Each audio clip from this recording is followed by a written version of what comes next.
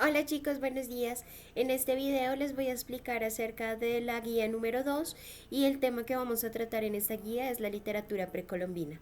Recuerden que este tema ya lo habíamos visto en clase, ya tienen algunos apuntes así como se pueden apoyar del workbook y pues de todos los enlaces que están en la guía. Vamos a empezar. Entonces, recuerden que la literatura precolombina es un conjunto de obras literarias que son producidas en América antes de la llegada de Cristóbal Colón. Y pues posteriormente la conquista y colonización de los pueblos originarios de América. En los tiempos precolombinos había muchísimas culturas indígenas a lo largo de todo el territorio. Sin embargo, se distinguen tres grandes culturas que fueron los mayas, los incas y los aztecas. ¿Por qué se distinguen estas tres culturas en general?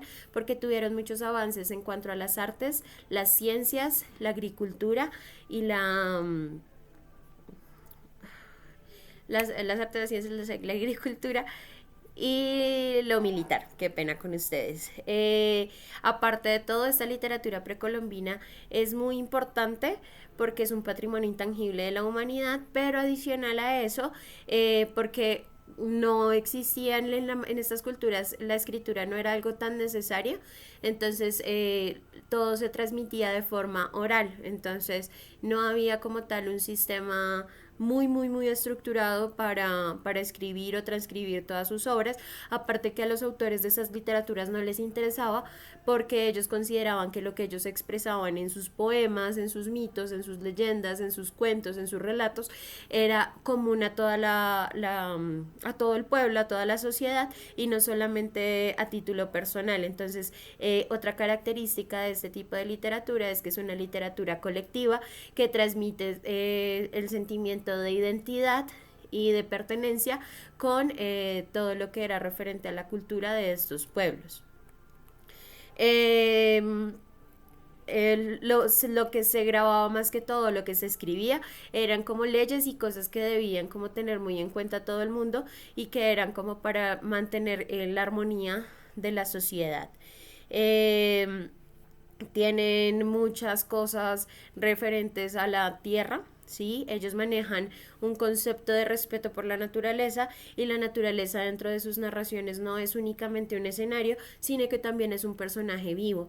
De esa misma manera, casi todas sus representaciones mitológicas, o sea, de sus dioses, tienen referencia directa con fenómenos naturales. Entonces vamos a encontrar al dios sol, a la diosa luna, a la diosa de la lluvia, a la diosa de las cosechas, porque era una forma también pues de explicar todo lo que les sucedía a ellos o todo lo que ellos no podían entender lo hacían a través de su literatura y lo explicaban tanto de formas muy lógicas como de formas muy fantásticas. En los mayas, pues es una cultura que aún existe en algunos lugares. Tiene unos códices que fueron los más importantes o las literaturas más importantes. Los mayas fueron aquellos que tienen como libro primordial el Popol Vuh y ellos están ubicados en Guatemala, en Honduras y en una parte de México. Luego tenemos a los incas, que son todos los pueblos o conjunto de pueblos que están en la parte de la cordillera de los Andes en Sudamérica y empieza más o menos desde una partecita de Argentina, pero más que todo hacia Perú, Bolivia, Ecuador y una parte de Colombia. Ellos habitaban un imperio que se llamaba el Tahuantinsuyo y tenían diferentes incas que eran los enviados del sol para gobernar pues el Tahuantinsuyo. Y tenemos la otra cultura que es la azteca, que ellos son los que habitaban en la parte de México. En estas era muy importante porque tenían grandes avances militares. Aparte de la poesía, la música y la danza, ellos sí tenían una escritura y era una escritura jeroglífica. Y a través de todas sus obras de la literatura manifestaban una función religiosa de esta. todas estas culturas mantienen su tradición oral y por lo tanto tienen un carácter anónimo, es decir, que no tiene un autor, por lo que yo ya les dije anteriormente de que ellos consideraban que el sentimiento era colectivo y no solamente era un sentimiento particular a ellos. Entre los géneros que más destacaban estaban los poemas épicos y los dramas. En casi todos sus textos hay una mezcla de magia, religión e historia. Tienen un lenguaje y una simbología religiosa.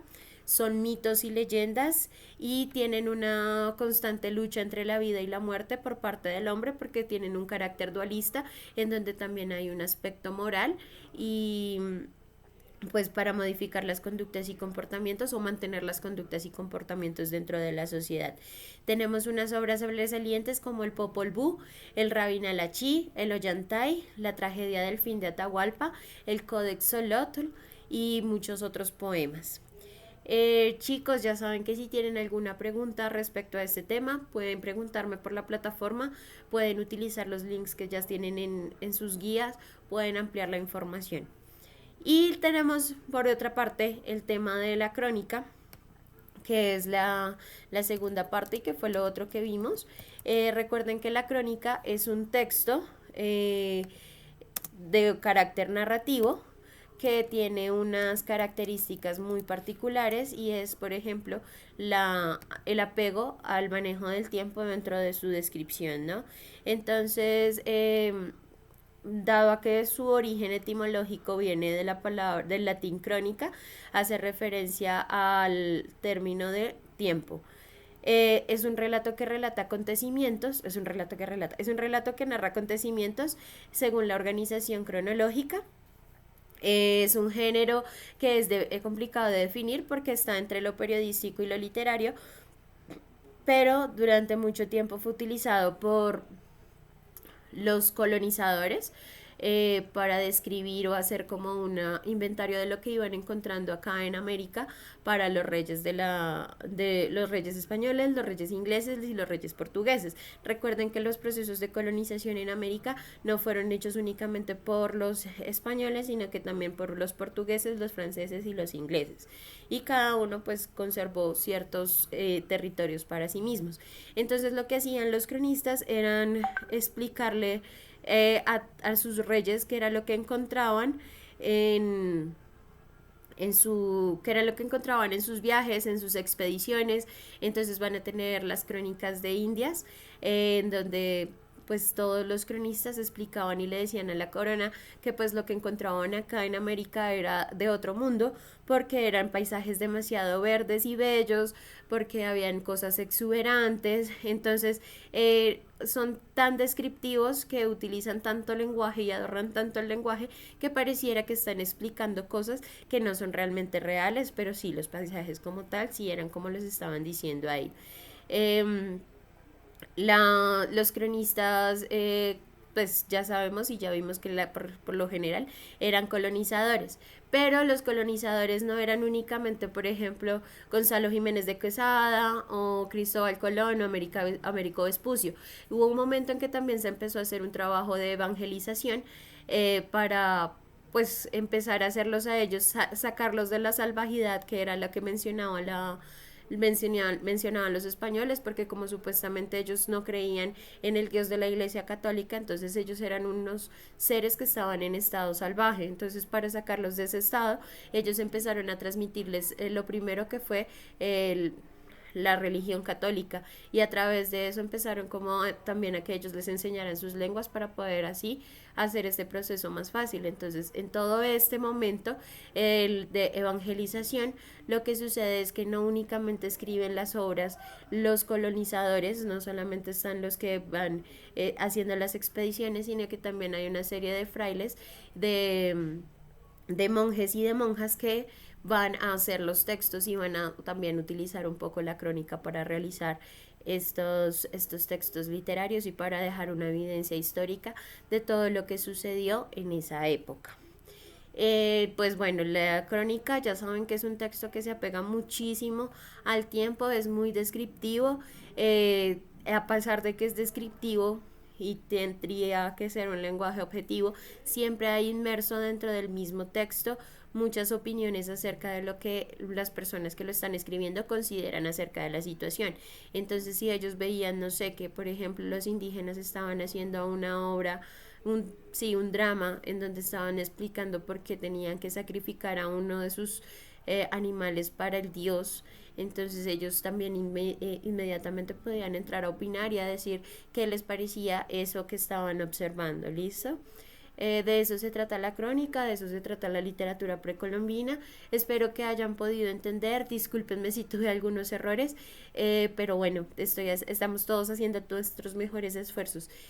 Cuídense mucho, tengan un lindo día y nos vemos en el próximo video. Que estén muy bien, chicos.